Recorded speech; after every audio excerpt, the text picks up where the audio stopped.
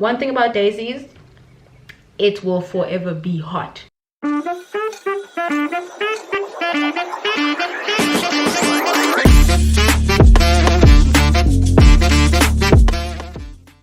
Hi everyone, welcome back to my YouTube channel. If you are new, welcome, and if you are a returning subscriber, welcome back.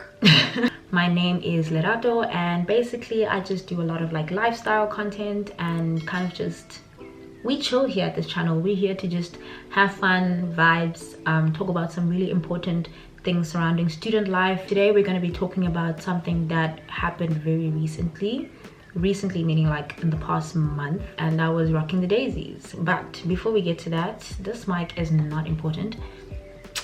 I just put it there to just kind of show off that I have a mic.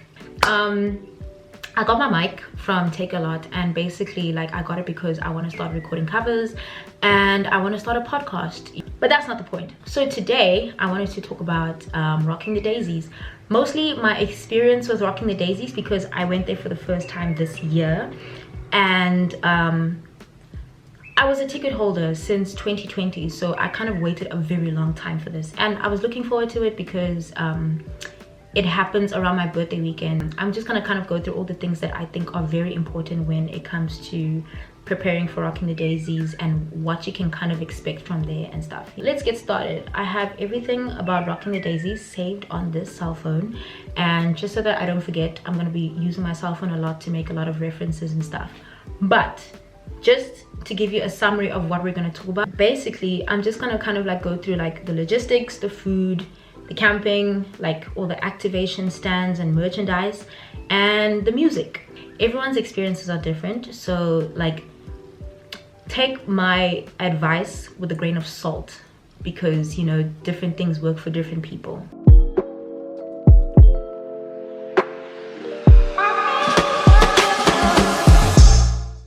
So the first thing we're going to talk about is the logistics. When I say logistics, I'm referring to like the financial aspect of preparing for Daisies. Okay, my lips are getting dry, give me a second. Okay, one of the most important things when preparing for Daisies, apart from like transport, is actually getting your ticket, right? Once you have your ticket, just understand that you'll be secure to know that you can go into Daisies for the rest of the weekend. You'll be fine, you'll be secure, it's whatever, it's cool.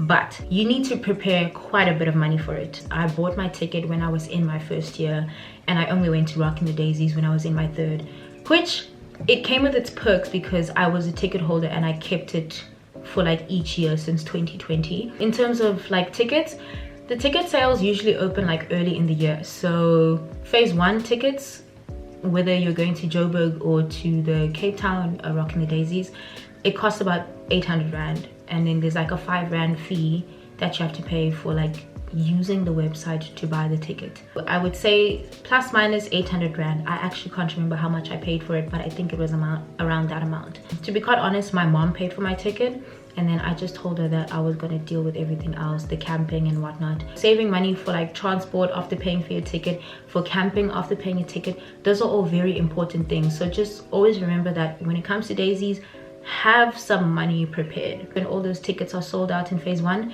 phase 2 opens and the tickets are usually 100 Rand more. When those are sold out, then there's phase 3, which is 100 Rand more than phase 2. The sooner you buy it, the better.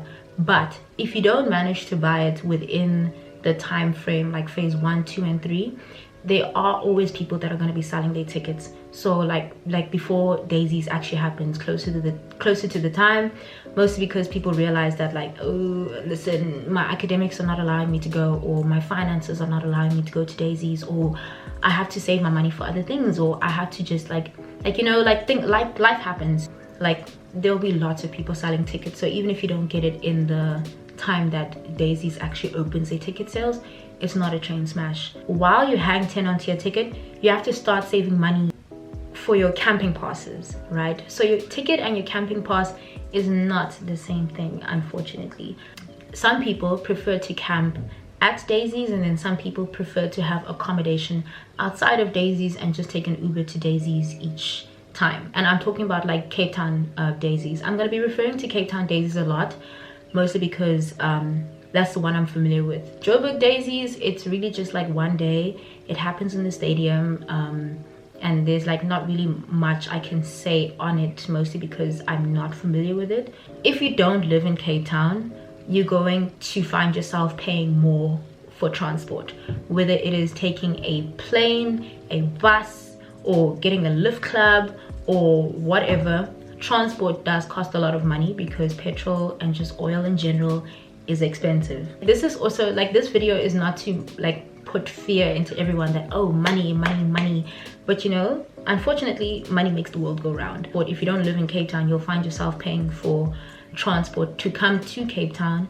and then like, you know, wherever you stay in Cape Town or wherever you are in Cape Town, you'll find yourself, even when you do stay in Cape Town, you'll find yourself paying for transport from Cape Town to Darling. And Darling is like an hour away from Cape Town, so it's still quite a bit of a distance. And like, I usually recommend a lift club or going with somebody that you know. So transport really varies whether you stay in Cape Town, outside of Cape Town, or even if you're staying at accommodation outside of Daisy. Then let's talk about the food.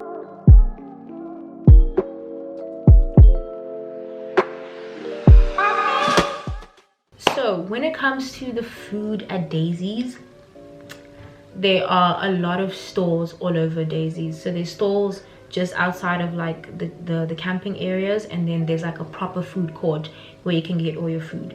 Now, I'm not gonna lie, it was like I really just went to like to food stalls that I was familiar with. So I mean, like, there was Starbucks, there was like a Bolton place, there was like places that there were like names of food places that I didn't know. Like my first time seeing Holy Macaroni, I've never heard of Holy Macaroni. Maybe it's because I've been in Grahamstown for so long, and like there aren't really many fast food places in Grahamstown. But there was like Butler's Pizza, there was Steers, there was Starbucks, there was like an Asian food shop that I went to, and I got this like really nice drink from there, like it was like some kind of iced tea vibe. But that's not the point. The point is, I found myself gravitating towards like food stores that I knew the most. So I found myself having a lot of Steers and Butler's Pizza. I didn't have Starbucks. I can't remember what else I had, but you know, like, I went to places that I really knew the most because I didn't want to like buy food I didn't know and then I didn't like it, and then it was like a waste of my money. I just think the way some of these places sold their food was a bit of a ripoff. I'm not even gonna lie. And that's mostly because, like, for example, at Steers, when you go to like a normal Steers, like, you go there and you buy a burger meal, your burger, your chips, and then you buy your drink, right? This Steers at Daisy's was so odd because they sold the burger and then they sold the chips separate, like completely separately. I don't understand why they didn't have a system where they kind of like allowed people to just buy the whole meal. Like, I highly recommend bringing in your own snacks, like your dry foods and stuff. So like your dried fruit, your peanuts, your chips, whatever snacks it is that you want to bring those to Daisy's. And I say this mostly because like at night you want to snack on something. Like, the food court like is a bit too far from where we were camping. Despite how much it actually costs, the food is pretty decent. Most of the food is quite decent. So yeah. And when I talk about bringing snacks, Daisy's doesn't necessarily allow you to bring liquids, whether it's water, whether it's your own alcohol or whatever. You buy the drinks that they give you when you're there. And then the really important part, camping.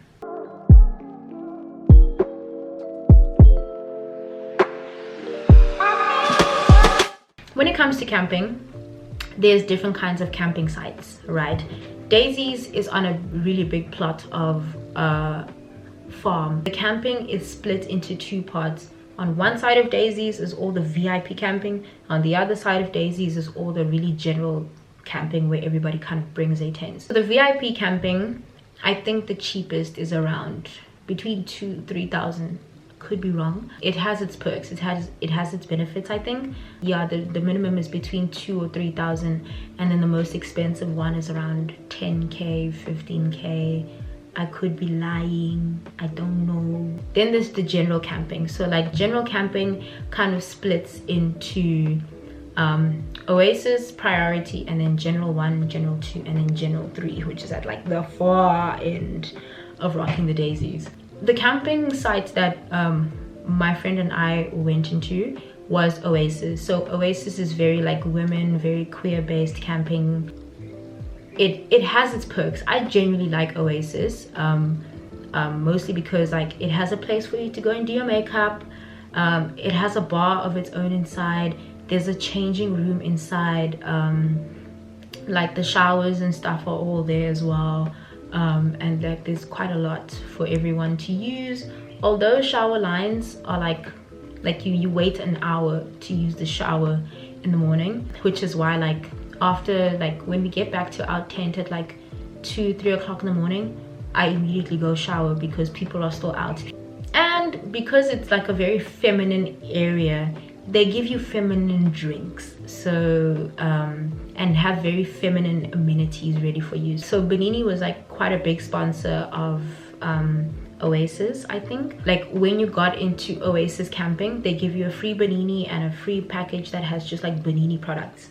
I think since that day I became a Benini girl. One thing about Daisies, it will forever be hot, so just know that you will need sunblock. Okay, so my camera kind of just stopped recording, but I was saying about the Daisies weather, just know that it will be hot and you will need sunblock because you will forever burn. Next to Oasis camping, there's Priority. So Priority is for everybody else. Like it's a shared camping space. You can bring your tents and stuff. It also has quite a few amenities there. I think it has its own bathrooms as well, and you know, charging places and stuff, just like Oasis. I don't think it has its own bar, but like Priority is quite similar to Oasis. It just doesn't have as many amenities as you would think. Then there's General 1, which unfortunately doesn't have charging places, I don't think. There's General 1, then there's General 2, then there's General 3. So like Oasis camping was like just over 700 Rand. To be quite honest, 700 Rand for Oasis camping is worth it, considering all the things that they provide there. It's genuinely worth it. And then like it just keeps getting cheaper like the further down it goes, you know, to General Camping 3. I think the cheapest camping is 450. So then there's the merchandise and the activation stands.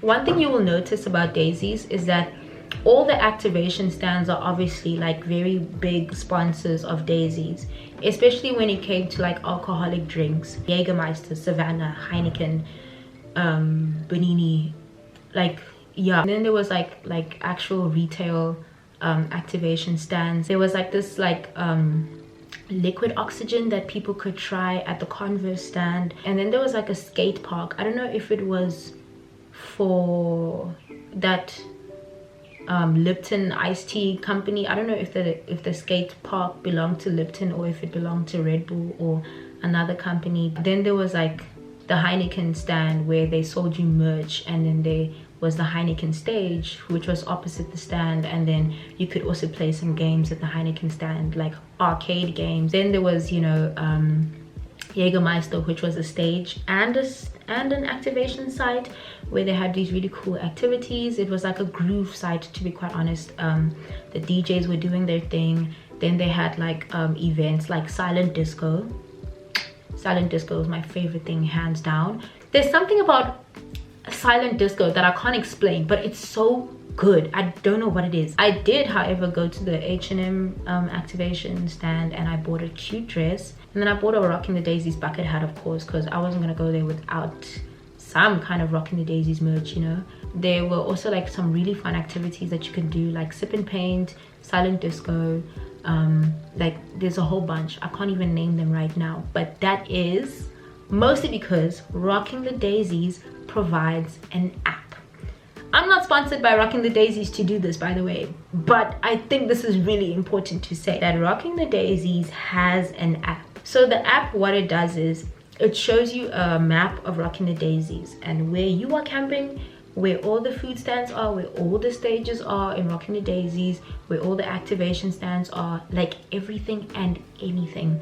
I think my favorite part about that Rocking the Daisies app was that you could literally make a schedule for yourself. So if Nasty C was performing at 8 p.m. and then Blackie was performing at 7 p.m. on Saturday, and then Uncle Waffles was performing at another stage at like 5 p.m. like you literally could go check those out, put reminders on those different times that they're going to perform, and your app will literally notify you that, hey, listen, Uncle Waffles is going to be performing at the Maybelline stage in 10 minutes. That was amazing. That was the best thing that Rocking the Daisies has ever created. Which brings me to music.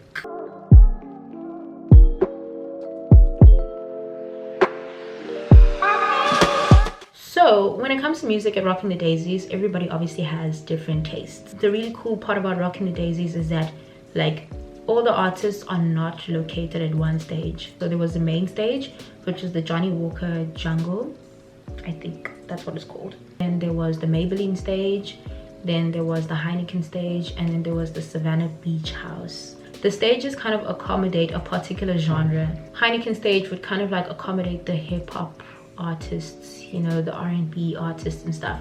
Then Maybelline would kind of accommodate the DJs. The main stage was really for the big headliners, so Kehlani, Clean Bandit, Nasty C, Blackie. Overall, Rocking the Daisies is fun. I think I personally had a good time because I was financially prepared for whatever's going to be thrown in my way. Although I spent more money than I actually budgeted to spend. Like, I would recommend it for anybody who just wants a place to escape, you know, a place to just kind of like have fun, listen to your favorite artist, enjoy some food, chill at the beach. Oh, that's one thing I forgot, and it's mostly because I didn't go there a lot, but by the Savannah Beach House there's like a little beach, which it's a beach but it's really just sand by a lake and people can kind of swim in it and stuff. It's a great event. The organizers did a fantastic job this year, to be quite honest. I think they did a fantastic job. Thank you guys so much for watching my video. I hope all of this insight on Rocking the Daisies kind of helped you a bit. If you want to, please check out my Rocking the Daisies vlog. Please don't forget to like and subscribe to this channel. It really helps me a lot, and I will see you guys next time.